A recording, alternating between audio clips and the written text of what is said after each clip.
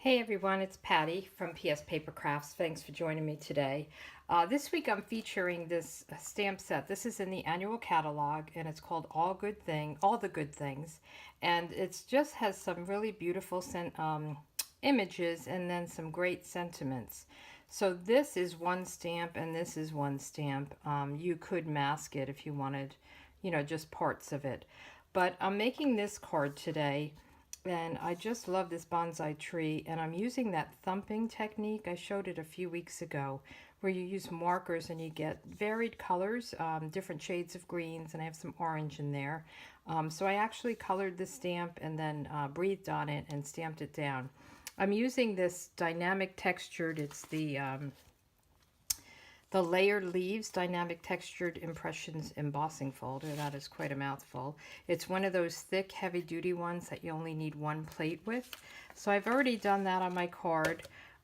So this is the piece. It's 4 by 5 1/4, and I'm going to layer that on a piece of Pear Pizzazz, an A2 card. So this is a half a sheet of cardstock. I just cut it in half, so it's 8.5 here, and then scored it 4 1/4, and then it's 5.5 here. So I guess I cut it this way. I cut it. So this will layer on top of this, and then I have this other piece that we're going to stamp on. Let me just grab it. Can't pick it up. Here it goes. So this is 3 by 4, and I do a lot of 3 by 4. This way you see a lot of that layer, and I think it's a perfect size for this image. So I have my stamp mounted. We're going to go ahead and get started here. And what I did was I used a bunch of markers. So let me pull them all over here. And I used the sentiment. I did that in Early Espresso. That's a dark, dark brown. So I'm just going to color it. Just color it on. And don't worry if it takes a while, because you're going to breathe on it, and that will moisten and reactivate the ink. So hopefully you're seeing this okay. I'm just going over the sentiment here. And this is an easy way to get different colors on your stamps. Now the pot I actually did in crumb cake. And yep, this is crumb cake, and I'm using the brush end. So I'm just gonna again color this in, color the pot all the way in. You could do this all in one color if you wanted to. I think one of the samples I had on my blog yesterday from the catalog was this all in one color. And it looked really nice, but I wanted to get a variation here. So we'll do that. And then we did an even lighter color. This is Sahara Sand, and that's the sand, how appropriate, right? And usually you would go lighter to darker, but these are kind of big areas. If you're concerned about getting ink on your tip, you can just color it off on your paper. I'm going to go back to the Early Espresso and do the trunk of the tree. And I'm just going to go up to here, and then I'm going to come back and do more trunk after. Okay, so now I'm going to color the whole thing in Pear Pizzazz. And when I did this the last time, I just stamped it in Pear Pizzazz. But since this has so many pieces, I had a different stamp where we were doing the whole entire stamp. So this one I'm just going to color it just to give it a base in case I miss something when I do my thumping, which if you're not familiar, you'll see that in a second. So I'm just going to give it a good base color.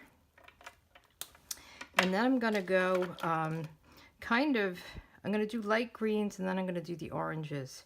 So I'm going to do, this is Old Olive, and the thumping is you just like let it bounce around. So you're getting colors just in different places on the stamp. You could do as much or as little. So there we go. And then I'm going to do, what is this? Granny Apple Green. I love this color. It's kind of, well, it looks like a granny apple. So I'm going to just thump, and if you get it on your block or somewhere else, it's not the end of the world. All right, and then I'm going to do a darker green, and you can keep going. This is garden green. You can do really whatever colors. I think the fish might be good too in oranges. I'm going to try to maybe do some aqua painting, you know, watercoloring kind of on that one. So stay tuned tomorrow. I should have something on my blog with that.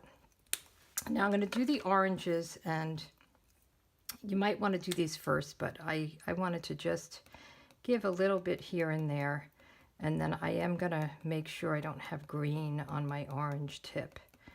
So see, I have a little green, and I'll just mark it up and it's gone. So that works out okay. And then this is, so this one was Mango Melody. That's a new color. And then this one is Pumpkin Pie. So a little bit dark. Because I think these colors would be in this type of plant. I could be wrong, but it's fall, right? So got to get some oranges in there. All right, and again, see, it started out a little brown because it picked up some of the green, but it won't ruin your marker. You're okay with that. So I'm going to take the early espresso again, and I'm just going to fill in, oops, almost lost it there, some of the, what I'm going to call branches, and it's hard to see where they are. And I guess that's okay, just a little bit here or there. Okay, now comes the magic. I'm gonna breathe on it, or some people call it huff on it. And I'm gonna do it a few times because there's a lot of ink on here. And then I am just going to stamp it in the center. And give it a good press. Okay, so isn't that pretty? And they all will come out different. There's not as much orange in this, but there's some in there. Isn't that pretty? I think it's gorgeous, and that's it. You know, I'm going to just layer it up, and I've got my stamping done, my card done.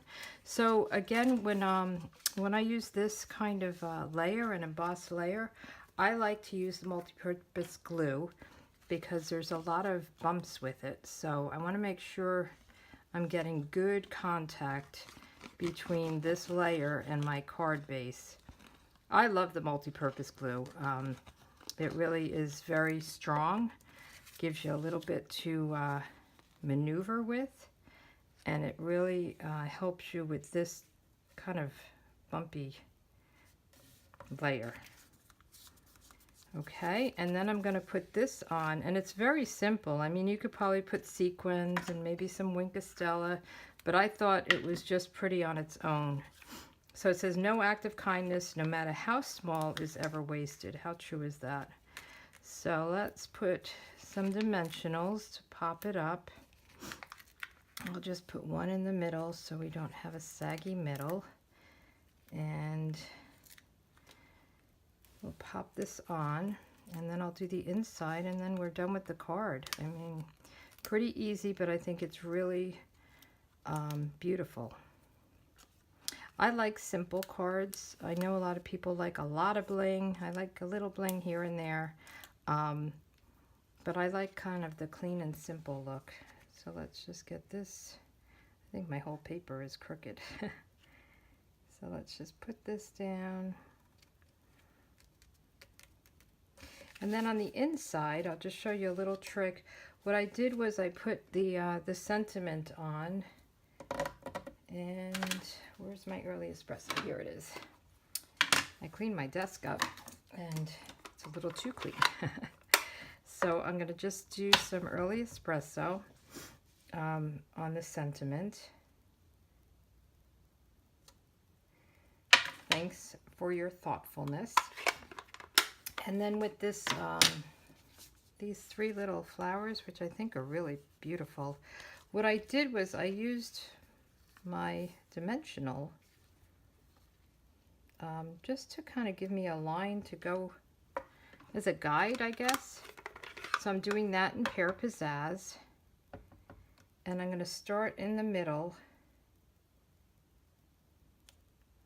and then I'm going to just do one on either side, and it just gives me a guide as to getting them straight across, if that makes sense. I mean, you could use a ruler or you could just eyeball it. I just had that handy when I was doing it, and I thought, well, that's a pretty good idea. So I'm just going to put this down in the middle, and our card is complete. Okay, isn't that pretty?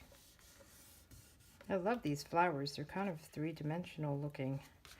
So here's our cards. I really love this set. Stay tuned tomorrow. I'll be doing something with the fish, so you'll have to come back and see.